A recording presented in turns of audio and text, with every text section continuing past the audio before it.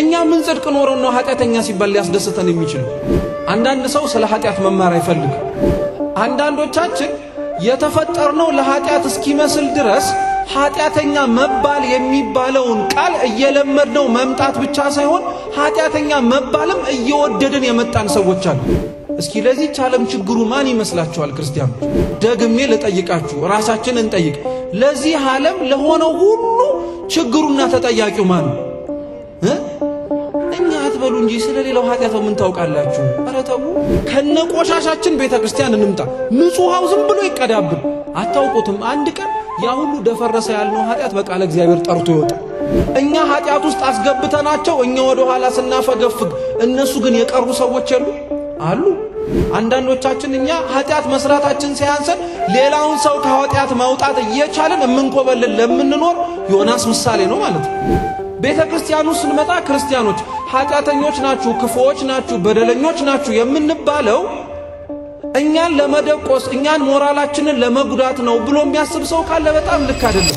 በስመ አብ ወወልድ ወመንፈስ ቅዱስ አሐዱ አምላክ አሜን። በስመ አብ ወወልድ ወመንፈስ ቅዱስ አሐዱ አምላክ አሜን።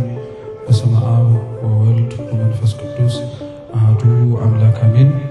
የተከበራችሁ አባቶቻችን ካህናት፣ አበው መነኮሳት፣ ወንድሞች ዲያቆናት፣ ሊቃውንተ ቤተ ክርስቲያን፣ መምህራነ ወንጌል፣ ከሩቅም ከቅርብም የተሰበሰባችሁ የጻድቁ የአባታችን የአቡነ ተክለ ሃይማኖት የቅድስት ቤተ ክርስቲያን ምእመናት በወደደን ባከበረን በአምላካችን ፍጹም ሰላም እንደምን ዋላችሁ? እንደምን አመሻችሁ? እንደምን እስከዚህ ሰዓት ደረሳችሁ? አሜን። በቸርነቱ በምህረቱ እንዲሁም በይቅርታው በእድሜያችን ላይ ሰዓት የጨመረልን በፊቱ ያሳየነውን የእምነት ማነስ የምግባር ጉድለት ሳይመለከት በደጁ እንድንሰበሰብ የፈቀደልን ያልከለከለን አምላካችን ልዑል እግዚአብሔር ስሙ የተመሰገነ ይሁን። አምላካችን ቅዱስ እግዚአብሔር ቢወድና ቢፈቅድ አባታችን ሲናገሩ እንደሰማችኋቸው ኃጢአትና ንስሐ በሚል ርዕስ ለተከታታይ ትምህርት ሐሳብ መነሻ አድርገን ለሁለት ሳምንት ትምህርት እንማራለን። ዛሬ የመጀመሪያው ክፍለ ጊዜ ነው የሚሆነው።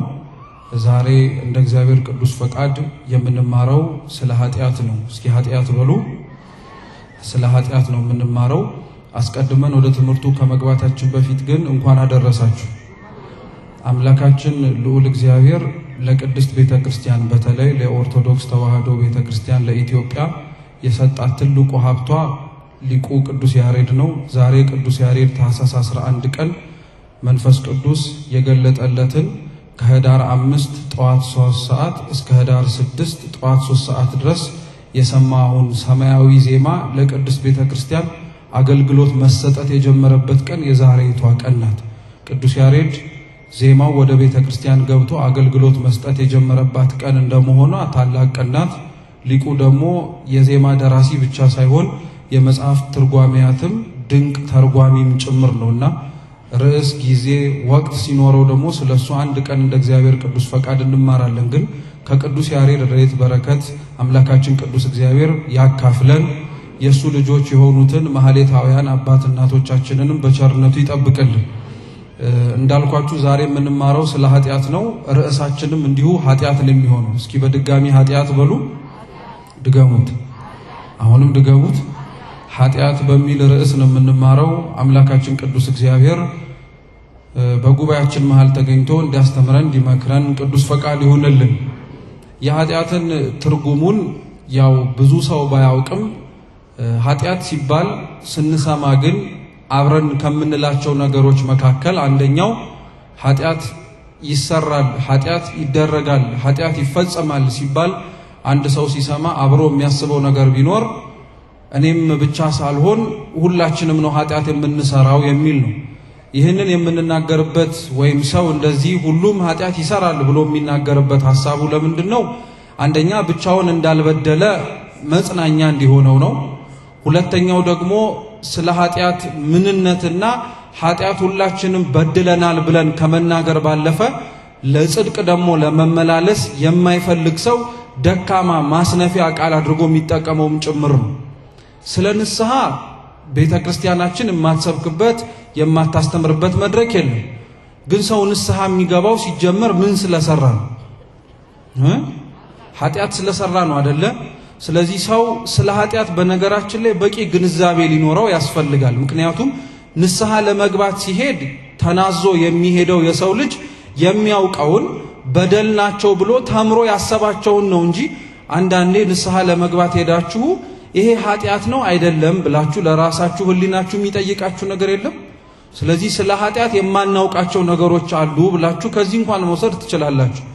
ሰው በተገቢ ሁኔታ ንስሐ ስለሚገባበት በደሉ ማወቅ መቻል አለበት። ምክንያቱም የንስሐ መንገድ የሚጀምረው ስለ ኃጢአት ምንነትና ኃጢአትን ከማወቅ የሚነሳው ኃጢአትን ምንነቷን፣ ክፋቷን፣ የኃጢአትን ደግሞ የምታስከፍለውን ዋጋ በጥንቃቄ የተረዱና ያወቁ ሰዎች በፍጻሜው ንስሐ ሲገቡ ጥንቅቅ ያለ ተመልሰው ወደ ኋላ ሊሄዱበት በማይችል መልኩ እንኳን ጽድቅን በማስታወስ እንዲመላለሱ የሚያደርጋቸውን የንስሐ ህይወት ይኖራቸዋል። ስለዚህ ስለ ንስሐ አስቀድመን ከመማራችን በፊት ስለ ኃጢአት መማር አለብን ብለን ዛሬ እሱን ርዕስ የመረጥንበት ምክንያት እሱ ነው። ኃጢአት በቁመናው ትርጉም ማጣት ማለት ነው። ምን ማለት ነው? ማጣት ማለት ነው። አንድ ሰው ኃጢአት ሰራ ማለት አጣ ማለት ነው። የሚያጣው ምንድነው ተብሎ ቢጠየቅ አንደኛ የሚያጣው ጸጋ እግዚአብሔርን ነው። ሰው ሲበድል፣ ሰው ኃጢአት ሲሰራ የሚያጣው የእግዚአብሔርን ጠባቆት፣ የእግዚአብሔርን ረድኤት፣ የእግዚአብሔርን ጽድቅ ቢሰራ ሊሰጠው የሚችለውን ጸጋ ይራቆታልና ሰው ኃጢአት ሲሰራ እግዚአብሔርን አጣ፣ ቦታ አጣ እንላለን። ለዛ ነው ሊቃውንተ ቤተ ክርስቲያን ስለ አዳም መበደል፣ ስለ አዳም ኃጢአት መስራት ሲናገሩ የአዳምን ያጣውን ነገር ሲናገሩ እንዲህ ይላሉ። ገነትን በሉ ታህል ቦታ እግዚአብሔርን ያህል ጌታ አጣ። ስለዚህ ሰው ኃጢአት ሲሰራ ሁለት ነገር ያጣል ማለት ነው። አንደኛ ጌታውን ያጣል፣ ልዑል እግዚአብሔርን ያሳዝናል። ሁለተኛ ደግሞ ቦታ የተባለችውን ቅድስት ቤተ ክርስቲያን ውስጥ ሊፈጸሙ የሚገባቸውን እሱም መሳተፍ የሚጠበቅባትን ምስጢራት ይከለከላል ማለት ነው።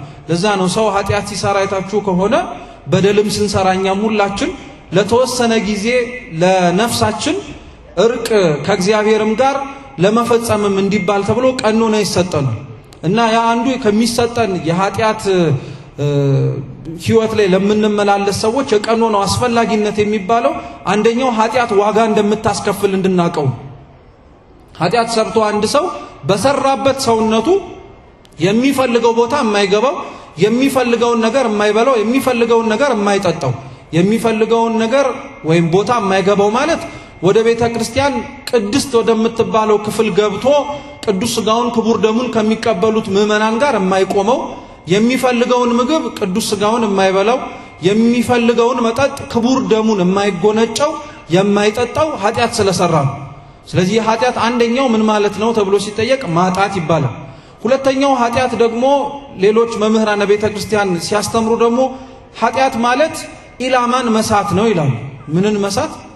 ኢላማን መሳት ነው። የክርስትና እምነት ዋነኛው ዓላማው ዋነኛው የኖርንበትም የመጨረሻው ትርጉማችን ከእግዚአብሔር ጋር ለመኖር ወይም ሱታፌ እንዲኖረን ለማድረግ ነው።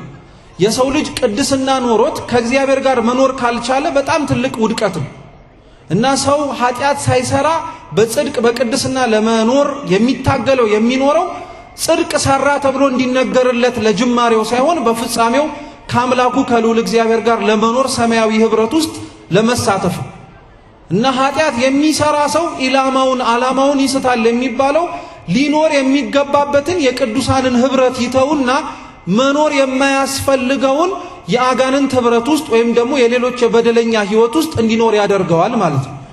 ይሄ ስለ ኃጢአት ከብዙ በጥቂቱ ቢያንስ እንኳን የሚሰጠው ትርጉም ነው። ይሄንን እንኳን ትርጉም ግን ሰው ባያውቅ እንዳልኳችሁ ቢያንስ ኃጢአት ምንድነው ወይም ስለ ኃጢአት ያለ አመለካከት ምንድነው ተብሎ ቢጠየቅ ሰው አይ ኃጢአትማ ሁሉም ሰው የሚሰራው ነገር ነው፣ መቼም እኔ ብቻ አልበደልኩም፣ እኔ ብቻ ክፉ አላደረኩም ይላል። ይሄንን እንደሚልበት አንቀጽ ግን ሰው ስለ ኃጢአት ሲማር ወይም እንዲህ እንዳለበት እስኪ ስለ ኃጢአት እንነጋገር ግን ሲባል ሁሉም ሰው ስለ ኃጢአት ማውራት አይፈልግም። እየሰማችሁ ነው? ሁሉም ሰው ስለ ኃጢአት መማር አይፈልግም። ለምን መሰላችሁ? አንዳንዶች ስለ ኃጢአት መማር የማይፈልጉት እኔ ያን ያክል ክፉ ነኝ እንዴ እንደዚህ ብለው መስማት ስለማይፈልጉ። ኃጢአት እንግዲህ ክፋቷን እኛ ራሳችን ላይ ባንዳያት ሌሎች ኃጢአት ሰርተው ዋጋ የከፈሉ ሰዎችን ግን ታሪክ ብዙ ቤተክርስቲያን ውስጥ ስንመላለስ ሰምተናል። ኃጢአት በመስራታቸው እግዚአብሔር የቀሰፋቸው፣ ኃጢአት በመስራታቸው ገነትን ታክል ቦታ መንግስተ ሰማያትን ያክል ርስት ያጡ ሰዎችን፣ ኃጢአት በመስራታቸው መጽሐፍ ቅዱሱ ላይ ስማቸው ሊታወስ በሚችል መልኩ በኃጢአት ተጽፎ የተነገረላቸውን ሰዎች ታሪክ ስንሰማ ይህን ያክል እኔ ኃጢአተኛ ነኝ እንዴ ምን ያክል በደለኛስ በሆን ነው ስለ ኃጢአት እንደዚህ ያክል የሚነገረኝ ብሎ አንዳንድ ሰው ስለ ኃጢአት መማር አይፈልግም። ሌሎች ደግሞ ስለ ኃጢአት መማር ማወቅ ስለ ኃጢአትም መገንዘብ የማይፈልጉበት ሁለተኛው ምክንያት ደግሞ ምንድነው? እንደነዚህ አይነቱ ኃጢአተኛትና ኃጢአት የሚሉትን ነገሮች ተደጋጋሚ ሲሰማቸው ወይም ተደጋጋሚ ሲነገረው ምን አይነት ሐሳብ ውስጡ ይመጣበታል? እንዲህ አይነቱን ነገር ለራሴ መናገር ራሴ ላይ መፍረድ ነው። ሲቀጥልም ደግሞ ለራሴ ጤናማ ያልሆነ አስተሳሰብን ማስገባት ነው ይላል። በዘመናዊው ቋንቋ ኔጌቲቭ የሆነ አመለካከት ነው እንደማለት ነው። ስለራሷ የምንኖርባት ዓለም እኛ እንደ መኖራችን ዓለም ውስጥ ምን ብለን እንድናስብ ነው የምትፈልገው? እቺ ዓለም ሁሌም ስለራሳችን ፖዚቲቭ ነገር ብቻ እንድናስብ ነው የምትመክር። ሁሌም ቀናውን ብቻ እንድናስብ ነው የምትመክር። ሁሌም ስለራሳችን መልካም ጎኑን፣ ጠንካራ ጎኑን፣ ጥሩ የሆነውን ጎን ነው እንጂ ስለኛ መኖር ስላቃተን ወደ ኋላም ስለቀረነባቸው ብዙ ጉዳዮች ማሰብ ኔጌቲቭ ማሰብ ነው፣ ወይም ራስ ላይ ኔጌቲቭ እያሰብክ ነው። ለዛ ነው ብዙ እንዳሰብከው ርቀት መጓዝ ያቃተ፣ እንዳሰብከው መንገድ መሳካት የምፈልጋቸው ነገሮች ያልተሳኩልህ በእንደዚህ አይነት መንገድ ነው ስለሚባል ሰው ስለ ኃጢአት መማርና ራሱን ኃጢአተኛ ነኝ ብሎ መናገሩ ለራሱ ኔጌቲቭ የሆነ ነገር እንደማሰብ አድርጎ የሚቆጥረው ሰው አለ። በእርግጥ በዚህ በተለይ በ21ኛው መቶ ክፍለ ዘመን ለምንኖር ሰዎች ትልቁ አደጋው ክርስቲያኖች ምን መሰላችሁ? በዚህ ዘመን ላይ መኖር በጣም አዳጋችና በጣም ፈታኝ ያደረገው ኃጢአትና ጽድቁን መለየት እስኪ ከብደን ድረስ ጽድቁን በመናስብበት ልክ ኃጢአቱን እንድናስብም በር ስለማይከፈትልን። እየሰማችሁ ነው? ኃጢአቱን እንድናስብ በር አይከፈትልንም። ለምንሰራቸው ኃጢአቶች ምክንያት እንድናረግላቸው ይጠበቃል እንጂ። ለምሳሌ አንድ ሰው ርቦት በመንገድ ላይ ሄዶ እህል እንጀራ ቢለምን ልመና እንጀራ ሄዶ በሚጠይቅበት ጊዜ ላይ ቢያጣ ከዛ በኋላ ግን ለሱ ያልሆነ ሌላ እንጀራ ተመልክቶ ነጥቆት ሄዶ ቢሮጥ አንድ ሰው አረ ይሄ ሰውዬ ሌባ ነው ቢል ሌላኛው ሰውዬ ምን ብሎ ነው የሱን ስርቆት የሚያባብልለት? አይ ምን ብሎት ነው የሚል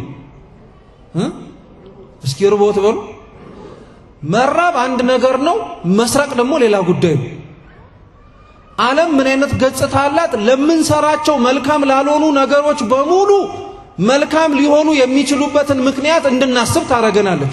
ስንሰርቅ አታው ነው እንድንል ታረገናለች። ኃጢአት ስንሰራ ደካማ ስለሆናችሁ ነው ብላ ታሳስበናለች።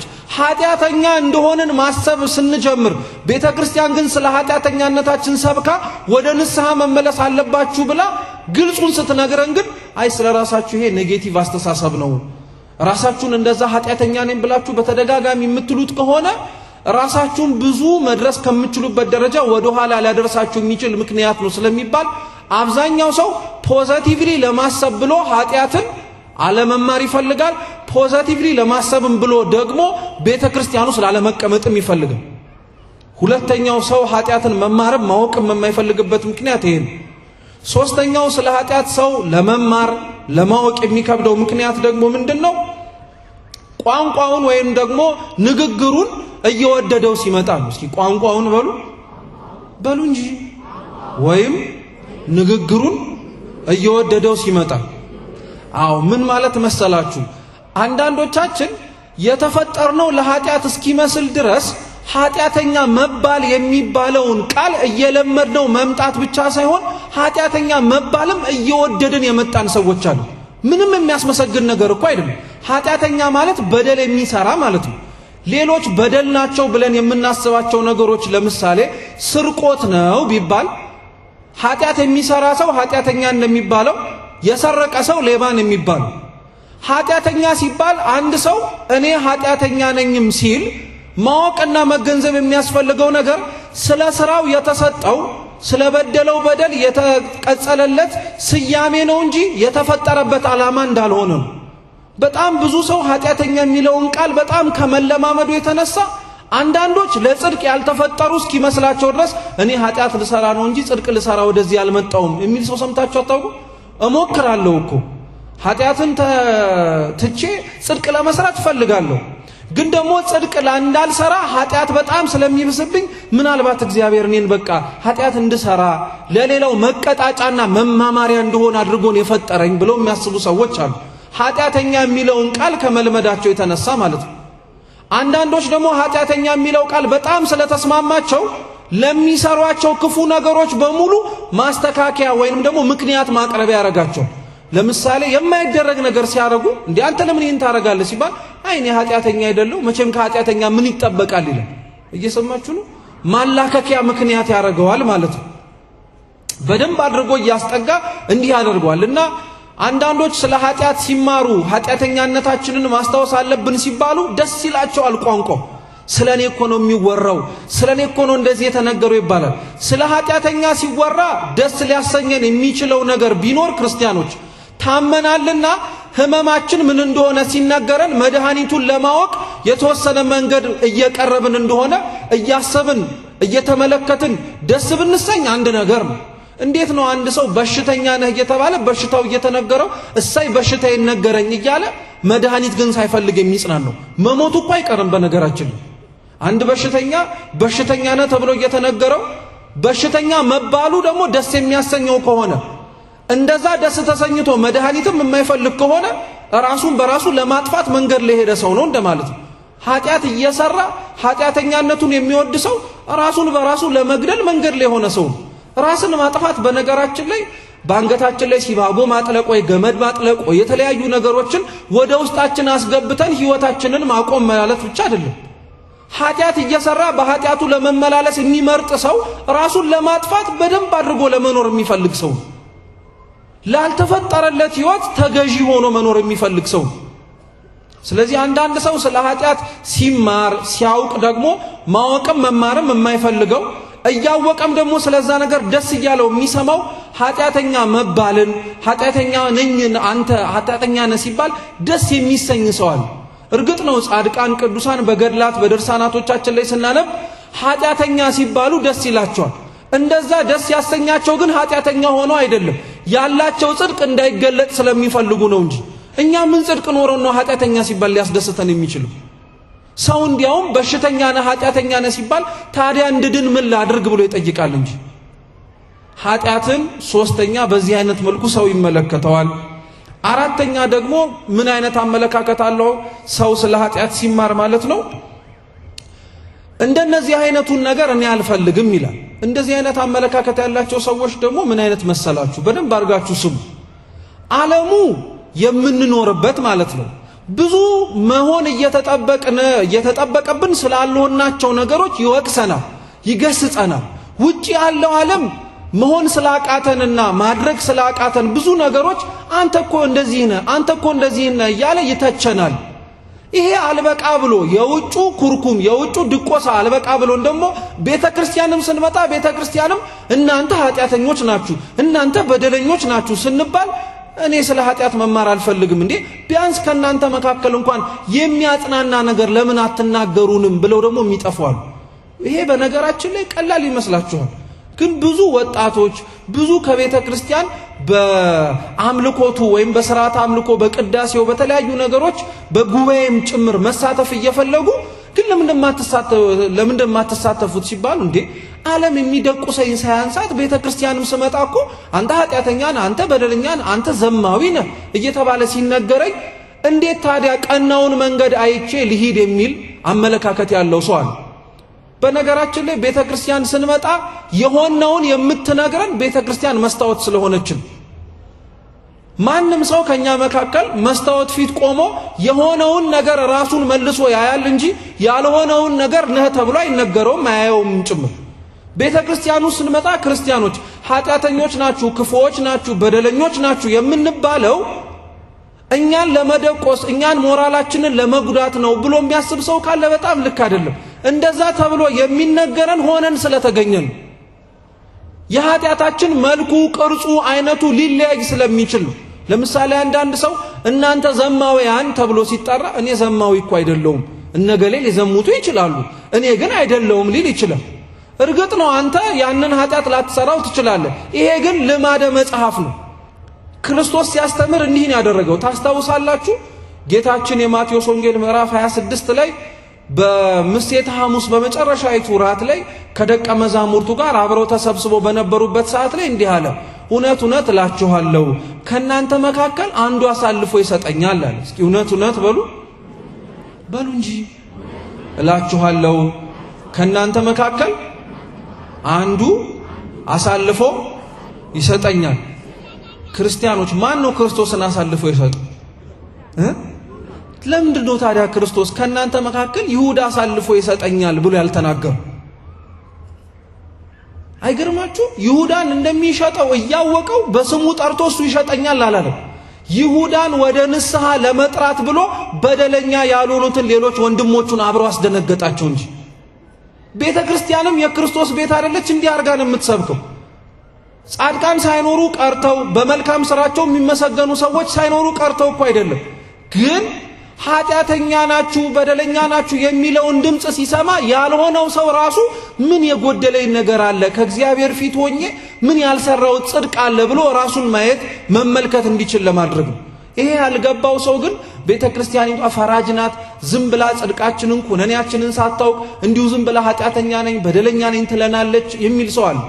የሚገርማችሁ አባቶቻችን ግን እንዲህ ብለው ሲናገሩም ሆነ ሲያስተምሩ ያ ባይሆኑም እንኳን የሌላው ኃጢአት እንደራሳቸው ኃጢአት መስሎ እየተሰማቸው ስለሌላው ምህረት ሲለምኑ ያንን ኃጢአት እንደሰሩት አድርገው ነው የሚናገሩት። ቅዱስ ባስልዮስ ዘቂሳርያ የደረሰው የውዳሴ አምላክ ጸሎቱ ላይ እንዲህ አይደል የሚለው? እኔ ትዕቢተኛ ነኝ፣ እኔ ዘማዊ ነኝ፣ እኔ ጥፋት ያጠፋው ነኝ ይላል። ባስልዮስ ዘቂሳርያ እኮ እጅግ የተቀደሰ የንጽህና ሕይወት የነበረው ሰው ነው። ዙሪያው ላይ የነበሩትን ሰዎች ኃጢአት ሲመለከት ግን ለነሱ የሚለምነው ልመና ራሱ እንዳረገው አድርጎ ይናገራል። ሁለተኛውስ በደንብ አርጋችሁ ስሙ።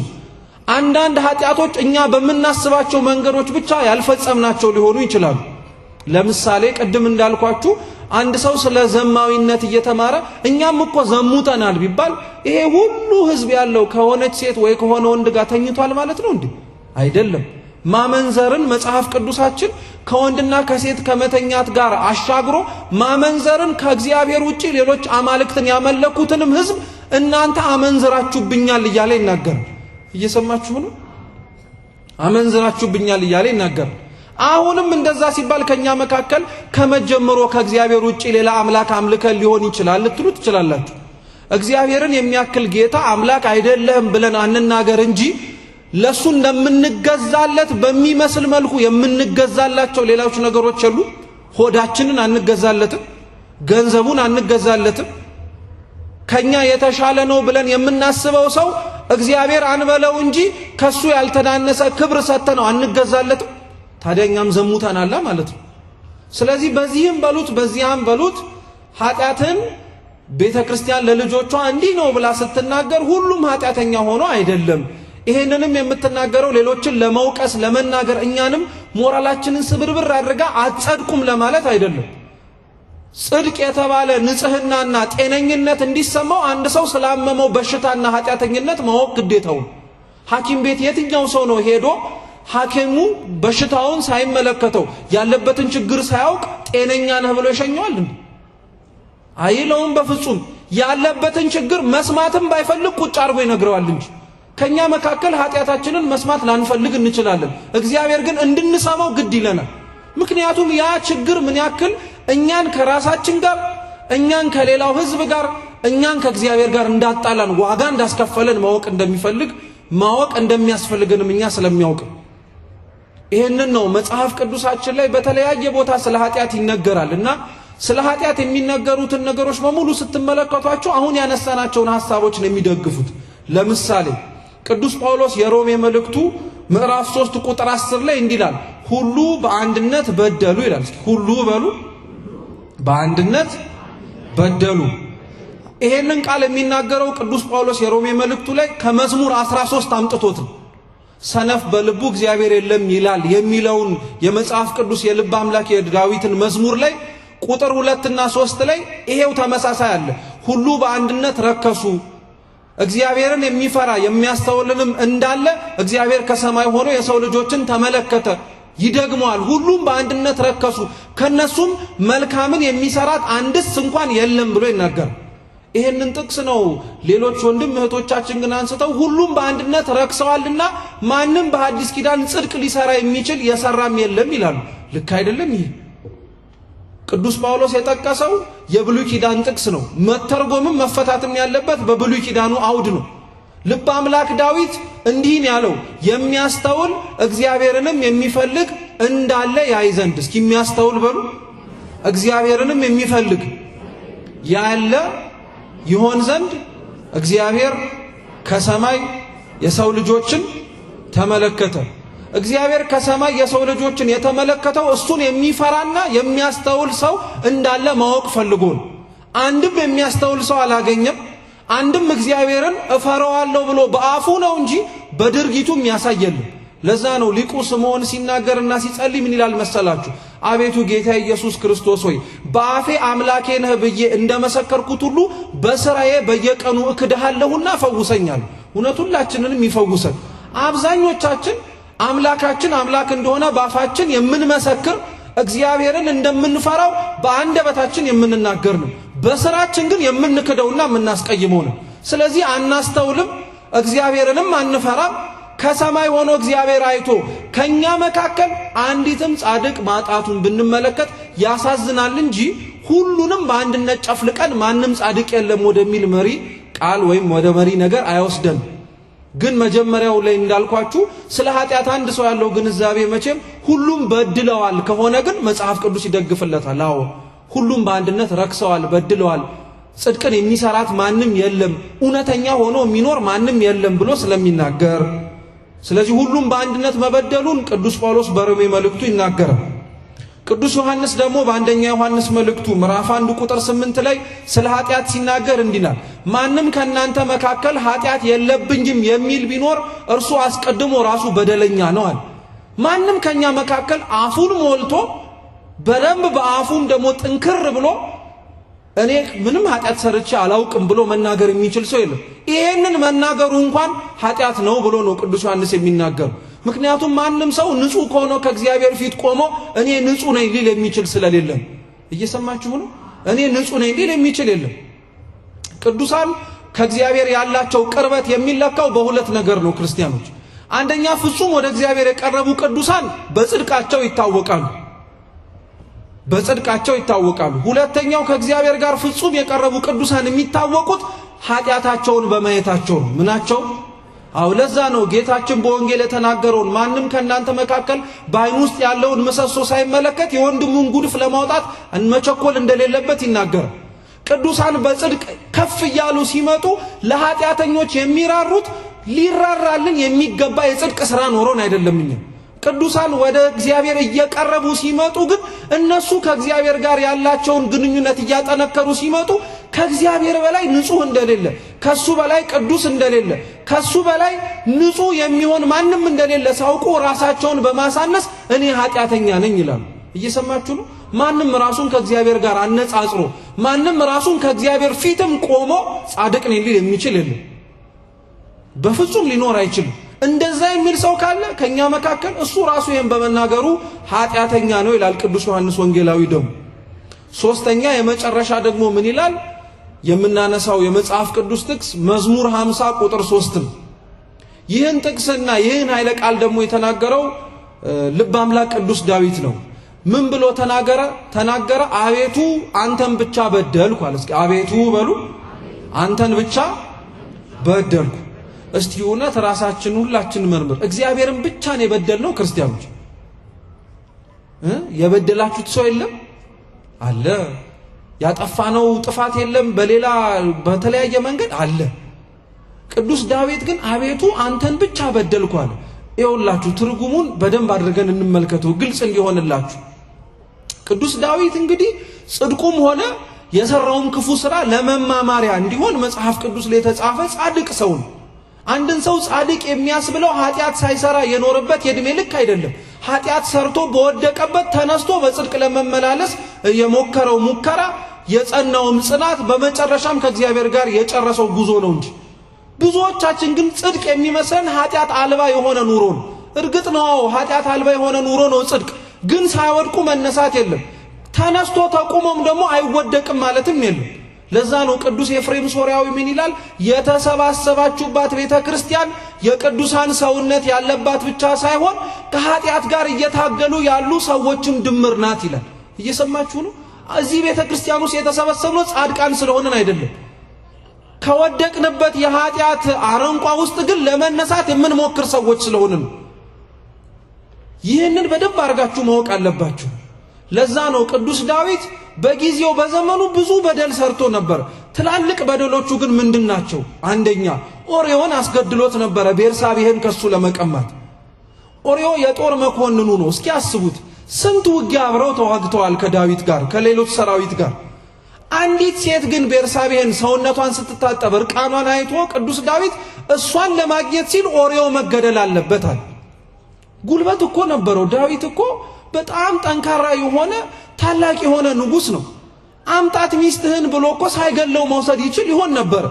ግን አያችሁት፣ ሰይጣን ሳይደግስ አይጣላም የሚባለው እስከ መጨረሻው ድረስ ነው የሚወስደው። ልክ መንፈስ ቅዱስ ጽድቅ ሲያሰራ አስጀምሮ እንደማያስቆመው ሰይጣንም ኃጢአት ካስጀመረ አነካክቶ ያስቆመው። በደንብ እንዲጨማለቅ ነው የሰው ልጅን የሚያደርገው። ስለዚህ ዝሙት መስራቱ ሳያንሰው ሰው እንዲገድልም ጭምር ገፋፋ። ኦርዮ ሰልፉ በበረታበት ቦታ ጥላችሁት ወደ ኋላ ሂዱ አለ። የዳዊትስ ማዘዝ እሺ ቤርሳቤህን ለመቀማት ነው እንበል። እነዛ አብረውት ሲዋጉ ስንት ነገር ታሪክ ያሳለፉት ወታደሮች ግን ምን ያክል ጨካኞች ቢሆኑ ነው እንዲህ ጥለውት ራሱ ሲሄዱ ምንም የተሰማቸው ነገር የለም። አንዳንድ ሰው ኃጢአት ለማሰራት ይሄን ያክል ክፉ ነው ማለት ነው። አያችሁ፣ የሰልፉ የበረታበት ማለት ኃጢአት የበረታበት ቦታ ላይ አብሮ የዘምትና ጥሎ የሚሄድ ሰው አለ። የራሱ ጉዳይ እንግዲህ ገብቶበታል ሊወጣው ብሎ ማለት ነው። ለዛ እኮ ነው ብዙ ሰው እኛ ኃጢአት ውስጥ አስገብተናቸው እኛ ወደ ኋላ ስናፈገፍግ እነሱ ግን የቀሩ ሰዎች አሉ። እኛ አሁን እየተመጻደቅን በጽድቅ ሕይወት አለን እያለን ግን እኛ ኃጢአት ውስጥ የከተትነው ስንት ሰው አለ። ክፉ አሰርተነው ከዛ ክፉ መውጣት ከብዶት ሕይወቱ ግራ የገባው ስንት ሰው አለ። ዳዊት የኦርዮን ገደለ፣ ሚስቱን ቀማ፣ ይሄንን በደል ፈጸመ። እግዚአብሔር አምላክ ከቤርሳቤህ ልጅ ቢወልድም ወዲያውኑ ልጁ ደግሞ እንዲሞትበት አደረገ። ቅጣት እንደሆነ እንዲያውቀው ነው አንደኛ። ዳዊትን ስለዚህ ስትመለከቱት አሁን መዝሙር 50 ላይ እንዳለው እርሱን እግዚአብሔርን ብቻ ነው የበደለው ነው አይደለም? ኦርዮን በድሎታል አልበደለው? መልሱ እንጂ። ቤርሳቤህንስ በድሏታል አልበደላትም? እንደው ፈልጋ ብትመጣም እኮ የቀደመው ባሏን ሲሞትባት እንኳን ትንሽ አይሰማትም እንዴ? አንተን ብቻ በደልኩኝ ግን አለ ቅዱስ ዳዊት። ኦርዮንም ያስገደልኩትም ቤርሳቤህንም የቀማሁትም ስለማላስተውልና ለጊዜው እግዚአብሔርን መፍራት ስላቆምኩኝ ነው።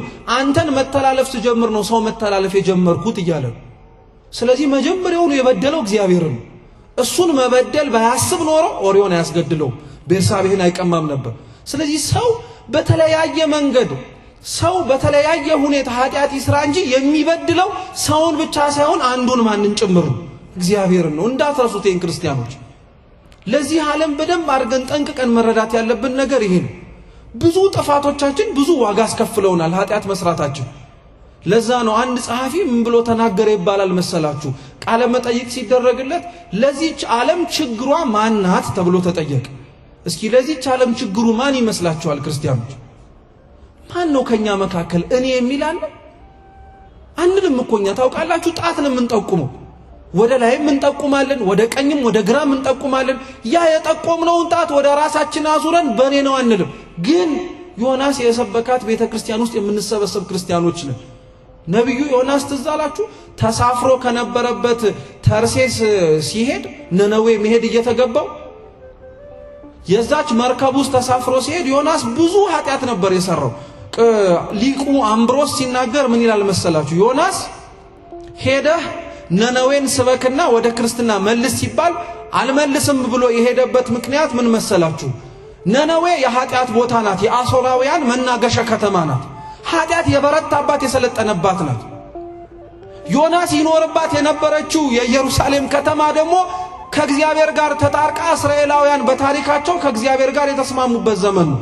ልብ አድርጋችሁ ስሙ አደራ ክርስቲያኖች። ዮናስ ሂድና ነነዌ ስበክ ሲባል እምቢ ያለው ለምን እንደሆነ ታውቃላችሁ? አንተ ለርስትህ የመረጥከው ከነሱ ለመወለድ ያጨኸው እስራኤል ሕዝብህ ካንተ ጋር ተስማምቶ እያለ ተመርጦ ለማትጠቀምበትና ቃል ኪዳን ላልገባህለት ሕዝብ ምን አሳሰበህ ብሎ ነው የቀረው። እስራኤላውያን ደህና ናቸው፣ አሕዛባውያን ደህና አይደሉም። እግዚአብሔር ግን አይገርማችሁ ሕዝቤ የሚያመልከኝ ብቻ ሳይሆን ደህና እንዲሆን የምፈልገው እኔን የማያቀኝም ነነዌ ውስጥ ያለ ጣዖት አምላኪ ደህና እንዲሆን እፈልጋለሁ ብሎ ነው። ዮናስ የሸሸው ሌላ ሰው ከኃጢአቱ እንዳይላቀቅ በሚመስል መኮብለል ነው ማለት ነው።